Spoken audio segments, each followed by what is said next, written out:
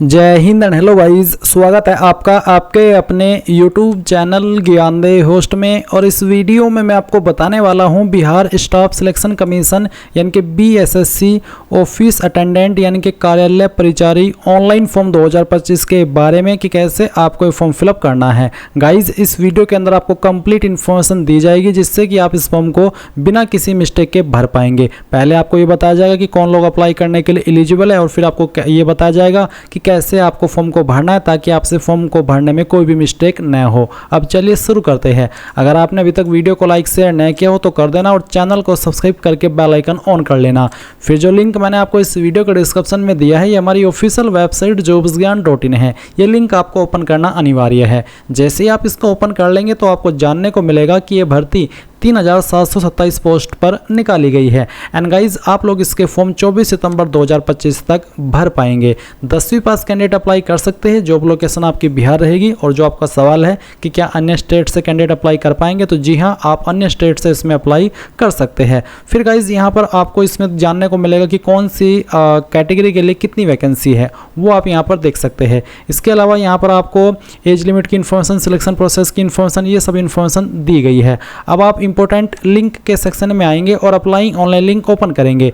अब गाइज आपके सामने यहाँ पर अप्लाई की ऑफिशियल वेबसाइट आ जाएगी जहां से आपको फॉर्म को फिल करना है। अब यहाँ पर आ जाने के बाद में आप देखेंगे क्लिक हियर फॉर रजिस्ट्रेशन, तो आप इसके ऊपर क्लिक करेंगे। इसके ऊपर क्लिक करने के बाद में अब आपको आपकी इंफॉर्मेशन फिल करनी है। सबसे पहले आप यहाँ पर आपका नाम एंटर करेंगे। ये जो नाम आप एंटर कर रहे हैं ये आपको 10th के सर्टिफिकेट के अकॉर्डिंग फिल करना है और अंग्रेजी के बड़े अक्षरों के अंदर फिल करना होगा। फिर आप आपका जेंडर सिलेक्ट कर लेंगे। एंड देन फिर सवाल है कि क्या आप बिहार स्टेट के निवासी है। अगर आप बिहार के निवासी है तो यस करेंगे, नहीं है तो नो कर देंगे। अगर आप अन्य स्टेट से हैं तो फिर आपको यहाँ पर UR यानी कि अनरिजर्व्ड यानी कि जनरल कैटेगरी के अंदर काउंट किया जाएगा। बट अगर आप बिहार से हैं तो यस करने के बाद में जो भी आपकी बिहार के अंदर कैटेगरी है जैसे कि general, SC, ST, EBC, BC, EWS, इनमें से जो भी है वो आप सिलेक्ट कर लेना। कैटेगरी सेलेक्ट करने के बाद में आपको आपकी जो कास्ट है वो भी सिलेक्ट करनी होगी। फिर सवाल आता है कि क्या आप दिव्यांग है। अगर है तो आपको यस करना है, नहीं तो आप नो कर देना। उसके बाद में बाकी के ऑप्शन डीएक्टिवेट हो जाएंगे क्योंकि ये उन्हीं के सामने एक्टिव रहेंगे जो कि विकलांग है। अगला सवाल है कि क्या भूतपूर्व सैनिक है। अगर है तो यस, नहीं तो आपको नो करना है। फिर सवाल आता है कि क्या आप 1 जनवरी 1963 के बाद एनसीसी से विमुक्त होने के बाद बिहार सरकार के अधीन कार्य किया है। अगर आपने किया है, आप ऐसे कैंडिडेट है तो यस कर देना, नहीं तो नो करेंगे। फिर सवाल आता है कि क्या आप बिहार सरकार के कर्मचारी हैं जिन्होंने कम से कम 3 साल की नियमित एवं रेगुलर सेवा की हो। अगर आप ऐसे कैंडिडेट हैं तो यस करना, नहीं तो यहाँ पर भी आप नो कर देंगे। फिर एक और सवाल है कि बिहार सरकारी कर्मचारी के बाद प्रयासों की संख्या, यानी कि अगर आप बिहार गवर्नमेंट एम्प्लॉयर उसके बाद में अटैम्प्ट दिए हैं 12/12/2022 के बाद के काउंट हो रहे हैं, तो आप यहाँ पर बताएंगे कि कितने आपने अटैम्प्ट दिए हैं। बट आप तो फ्रेशर है, आप तो पहली बार यहाँ पर ये फॉर्म भर रहे हैं और ना आप बिहार के एम्प्लॉय है गवर्नमेंट, आप एक नॉर्मल कैंडिडेट है, तो आप यहाँ पर 00 सेलेक्ट कर लेना। फिर आप आपका मोबाइल नंबर डालेंगे जो कि आप रजिस्टर करना चाहते हैं, उस नंबर को दोबारा डाल करके वेरीफाई करेंगे। अपनी ईमेल आईडी एंटर करेंगे, ईमेल आईडी को दोबारा डाल करके वेरीफाई कर देंगे। एंड देन जो आपकी डेट ऑफ बर्थ है वो भी आपको कैलेंडर के ऊपर क्लिक करके सेलेक्ट कर लेनी है। पहले आपको यहाँ से आपका ईयर सेलेक्ट कर लेना है, उसके बाद में आपका मंथ और फिर आपका डे। एंड देन ये कैप्चा कोड डालेंगे। सभी इन्फॉर्मेशन चेक करते हुए सेव एंड कंटिन्यू इसके ऊपर क्लिक करेंगे। अब गाइज आपने जो भी इन्फॉर्मेशन भरी है उसका प्रीव्यू आपके सामने है। आप इन सभी जानकारी को चेक कर ले और अगर आपको लगता है कि कोई जानकारी गलत है तो एडिट के ऊपर क्लिक करके एडिट कर लेना, क्योंकि बाद में इन जानकारी को आप एडिट नहीं कर पाएंगे और फिर पछताएंगे। इसलिए अच्छे तरीके से देख लीजिए और पूरी तरीके से श्योर हो जाने के बाद में आप कंफर्म एंड नेक्स्ट इसके ऊपर क्लिक करेंगे और यहाँ से ओके कर देंगे। अब ओके करने के बाद में आपको आपकी रजिस्टर्ड ईमेल आईडी और आपके नंबर के ऊपर आपकी लॉगिन डिटेल सेंड कर दी है। साथ ही साथ रजिस्टर नंबर तो आप यहाँ पर अभी भी देख सकते हैं। तो आपको आपकी लॉगिन इन्फॉर्मेशन मिल गई है। तो जैसे ही मिल जाए आप यहाँ पर क्लिक हियर फॉर लॉगिन इसके ऊपर क्लिक करेंगे। एंड देन आपको रजिस्टर नंबर के अंदर जो रजिस्टर नंबर अभी आपको मिला है वो यहाँ पर डालना है। जो पासवर्ड अभी आपको मिला है मैसेज के माध्यम से, ईमेल के माध्यम से, वो आप यहाँ पर फिल करेंगे। ये कैप्चा कोड फिल करेंगे और लॉगिन के ऊपर क्लिक करेंगे। अब गाइज गाइज आपके सामने यहाँ पर आपका डैशबोर्ड आ जाएगा और अभी आपको यहाँ पर आपकी बाकी की इन्फॉर्मेशन फिल करनी है। तो सबसे पहले यहाँ पर आपका जो फादर नेम है वो आप एंटर करेंगे। ये नाम भी आपको 10th के सर्टिफिकेट के अकॉर्डिंग भरना होगा। फिर आपको यहाँ पर आपकी माता जी का नाम एंटर करना है एंड देन फिर आप यहाँ पर देखेंगे issue date of domicile certificate. क्योंकि आप बिहार के निवासी हैं तो आपको आपका निवास प्रमाण पत्र का इन्फॉर्मेशन यहाँ पर देना होगा। तो पहले तो बताइए कि किस डेट के अंदर इशू हुआ है।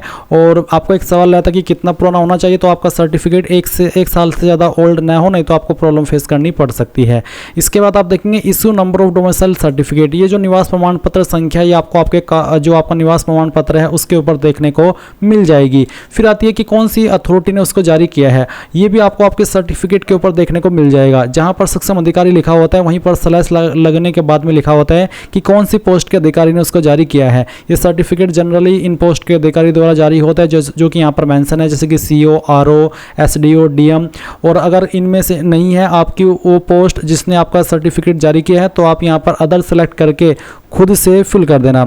आपको आपका सर्टिफिकेट चेक करना है जैसे कि मैंने आपको बताया, और उस पर देखना है जहाँ पर मोहर लगी हुई होती है वहीं पर आपको देखने को मिल जाता है कि कौन सी पोस्ट के अधिकारी ने उसको जारी किया है। वही पोस्ट आप यहाँ पर या तो सिलेक्ट कर ले, अगर यहाँ पर न हो तो अदर के ऊपर क्लिक करके खुद से नाम भर दे। अब अगर आप SC ST है या फिर EBC है, BC NCLC है तो फिर आपको कास्ट सर्टिफिकेट की जानकारी भी सेम वे में भरनी है। पहले आप यहाँ पर कास्ट सर्टिफिकेट नंबर देंगे, उसके बाद में किस डेट में आपका सर्टिफिकेट जारी हुआ है वो डेट सेलेक्ट कर लेंगे, किस पोस्ट के अधिकारी द्वारा जारी हुआ है वो आप यहाँ पर इस तरह से सेलेक्ट करेंगे। अगर आपका सर्टिफिकेट जिस अधिकारी के द्वारा जारी हुआ है वो यहाँ पर नहीं है वो पोस्ट, तो आप अदर के ऊपर क्लिक करके खुद से भर देना, जैसे कि भी आपने आपके निवास प्रमाण पत्र की जानकारी भरी है। अब यहाँ पर गाइज आपको कुछ और सवालों के आंसर करने हैं। जैसे कि यहाँ पर एक सवाल है कि क्या आप स्वतंत्रता सेनानी के आश्रित है, अगर है तो यस, नहीं तो आप नो कर देंगे। फिर आप यहाँ पर नीचे देखेंगे नेशनलिटी का ऑप्शन, तो आप इसमें इंडियन सेलेक्ट कर लेना। फिर पूछा कि आपके पास आधार कार्ड है, तो आप यहाँ पर अगर है तो यस कर देना और यस करने के बाद में आधार कार्ड का नंबर डाल देना। फिर पूछा है फोटो पहचान प्रमाण पत्र का प्रकार, आप यहाँ पर इनमें से कोई भी एक ID सेलेक्ट कर लीजिए। अगर आपके पास आधार कार्ड के अलावा कोई अन्य ID न हो तो आप आधार कार्ड सेलेक्ट करके उसी का नंबर आप यहाँ पर दे सकते हैं। और अगर आपके पास आधार कार्ड के अलावा कोई अन्य ID भी है जैसे कि PAN card, passport, driving licence, तो वो आप ID सेलेक्ट कर ले और उसका नंबर आप यहाँ पर फिल कर दे। फिर है identification mark of the candidate, आपकी बॉडी के ऊपर ऐसा निशान जिससे आपकी बॉडी की पहचान होती है। ये निशान आपकी बॉडी के ऊपर कहीं पर भी हो सकता है, ये इसलिए लिया जाता है ताकि आप अपनी जगह पर किसी और से एग्जाम न दिलवा दे।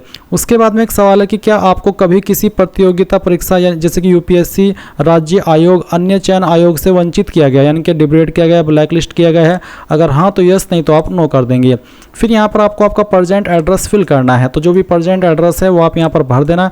एड्रेस के सेक्शन में एड्रेस, फिर आपका विलेज मोहल्ला, फिर आपका पुलिस स्टेशन, उसके बाद में आपका पोस्ट ऑफिस कौन सा है वो पोस्ट ऑफिस लिख देना। अपनी स्टेट यहाँ से आपको सिलेक्ट कर लेनी है और फिर आपकी जो डिस्ट्रिक्ट है वो भी आप सिलेक्ट कर लेंगे एंड देन आप आपका पिन कोड डाल देंगे। और गाइज अगर आपका प्रेजेंट एड्रेस और परमानेंट एड्रेस सेम है तो आप इस बॉक्स के ऊपर टिक कर देना। अगर आपका एड्रेस अलग अलग है तो आप अनटिक करके इस तरफ अपना परमानेंट एड्रेस भर देना। फिर आप सबमिट के ऊपर क्लिक करेंगे। सबमिट के ऊपर क्लिक करने के बाद जो जानकारी अभी आपने भरी उसका प्रीव्यू आपके सामने है। आप अगेन एक बार फिर से इन सभी जानकारी को चेक कर ले। जब आपको लगे कि सभी जानकारी सही है तो प्रोसीड फॉर पेमेंट के ऊपर क्लिक कर दे। अब इसके ऊपर क्लिक करने के बाद में यहाँ पर आपको पेमेंट की इन्फॉर्मेशन देखने को मिलेगी। आप सेलेक्ट कर लीजिए कि आप किस माध्यम से फीस पेमेंट करना चाहते हैं, जैसे कि SBI, ICICI या फिर एक्सिस बैंक, कोई भी आप पेमेंट मोड सेलेक्ट कर लेना। मैं यहाँ पर SBI सेलेक्ट करके प्रोसीड ऑनलाइन पेमेंट इसके ऊपर क्लिक करता हूँ और यहाँ से ओके कर देता हूँ।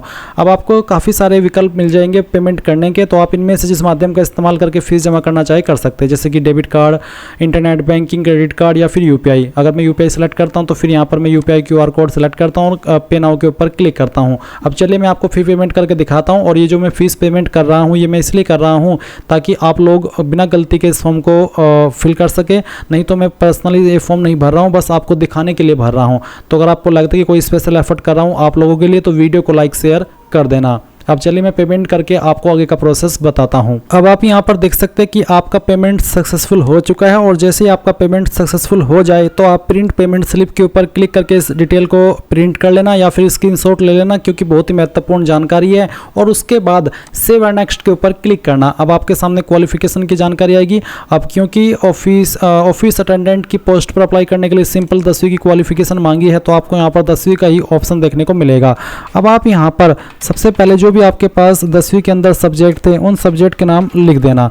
जो भी सब्जेक्ट थे, चाहे आपके पास 5 सब्जेक्ट थे, चाहे फिर 6 सब्जेक्ट थे, आपको सभी के नाम यहाँ पर लिखने होंगे। मैं आपको सजेस्ट कर रहा हूँ कि आप इनको अंग्रेजी के बड़े अक्षरों के अंदर लिखिएगा, थोड़ा ज़्यादा अच्छा रहेगा, क्योंकि यहाँ पर सभी इन्फॉर्मेशन अंग्रेजी के बड़े अक्षरों के अंदर आपसे मांगी है। तो आप यहाँ पर सभी सब्जेक्ट के नाम लिख देना, फिर आपको बताना कि किस बोर्ड के द्वारा आपने आपकी क्वालिफिकेशन की है, जैसे कि CBSE board, ICSE board, UP board, Bihar board या फिर किसी अन्य स्टेट का बोर्ड। एंड देन फिर यहाँ पर जो टोटल मार्क्स है वो आप एंटर करेंगे और उसमें जो नंबर आपको आए थे वो आप यहाँ पर डाल देंगे। अब कुछ कैंडिडेट का सवाल आएगा कि सर मेरे नंबर तो CGPA के अंदर है, तो मैं क्या करूँ? तो आपको आपके टोटल मार्क्स को या फिर जो भी आपकी टोटल CGPA है उनको मार्क्स में कन्वर्ट करना है और वो जितने मार्क्स बनते हैं वो यहाँ पर डाल देना। फिर जो आपको प्राप्त CGPA है वो भी आपको मार्क्स में कन्वर्ट कर लेनी है और फिर वो यहाँ पर आपको मार्क्स लिख देने हैं। देन आपकी परसेंटेज आप आ जाएगी। फिर आप यहाँ पर आपका सर्टिफिकेट नंबर या फिर मार्कशीट नंबर डालेंगे, कब आपका सर्टिफिकेट इशू हुआ है वो डेट भी आप यहाँ पर इस तरह से सिलेक्ट कर लेंगे। एंड देन गाइज यहाँ पर आपको क्या करना है, ये इन्फॉर्मेशन देने के बाद में सबमिट के ऊपर क्लिक करना है। सबमिट के ऊपर क्लिक करने के बाद आपके सामने इन्फॉर्मेशन आएगी। अगर आपको लगता है कि कोई जानकारी गलत है तो आप इसको सही कर लें, नहीं तो सेव एंड नेक्स्ट के ऊपर क्लिक कर देंगे।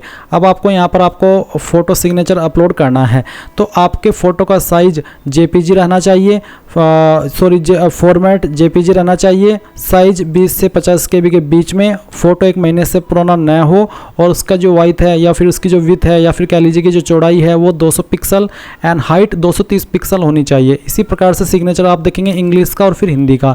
इंग्लिश सिग्नेचर में आप जो चाहे अपलोड कर सकते हैं, जैसे भी आपका सिग्नेचर है, और हिंदी सिग्नेचर में आपका जो नाम है पूरा नाम वो लिख करके वो यहाँ पर आपको अपलोड कर देना है। साइज 10 से 20 KB के बीच में रखना है। तो जैसे आप सभी इमेज सिलेक्ट करके अपलोड करेंगे तो आपके फ़ोटो यहाँ पर इस तरह से अपलोड हो जाएंगे। अब आप नीचे आइए, अगर आपको लग रहा है कि सही से अपलोड नहीं हुए है तो आप री अपलोड फोटो एंड सिग्नेचर के ऊपर क्लिक करके इसको री अपलोड कर लेना, नहीं तो सेव एंड नेक्स्ट के ऊपर क्लिक कर देना। अब आप यहाँ पर आपका लाइव फोटो अपलोड करेंगे, आप आपका फ़ोटो कैप्चर कर लीजिए और उसके बाद में आप यहाँ पर सबमिट करके इसको ओके कर दीजिए।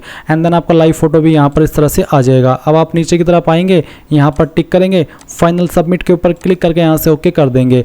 और गाइज अब आपको यहाँ पर अगर प्रिंट लेना है अपने पेमेंट का तो वो भी ले सकते हैं। आपकी लॉगिन इन्फॉर्मेशन यहाँ पर दी गई है, साथ ही साथ आप प्रिंट एप्लीकेशन स्लिप के ऊपर क्लिक करके, अगर आपके पास अभी प्रिंटर मौजूद नहीं है तो क्लिक है टू प्रिंट दिस पेज के ऊपर क्लिक करके इसको PDF के रूप में सेव कर लेना और बाद में प्रिंट करा लेना। इस तरह से गाइज आप लोग आपका बिहार स्टाफ सिलेक्शन कमीशन यानी कि BSSC office attendant online form 2025 भर पाएंगे। आई होप ये प्रोसेस आपको पसंद आया होगा। अगर आपको कोई सवाल डाउट रह गया हो तो आप कमेंट के माध्यम से पूछ लेना। Thanks for watching. जय हिंद।